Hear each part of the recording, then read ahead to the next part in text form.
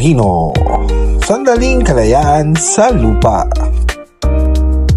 Pagkatapos ng mahabang buwan sa gitna ng dagat, ito ang pinakahiniintay ng bawat seafarer.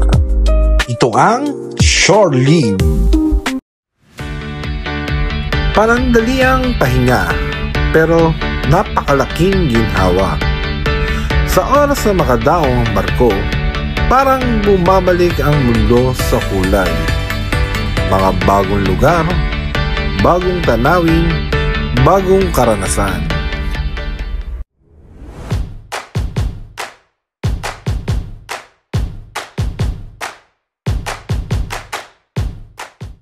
Minsan, simpleng kape lang sa tabi ng daungan.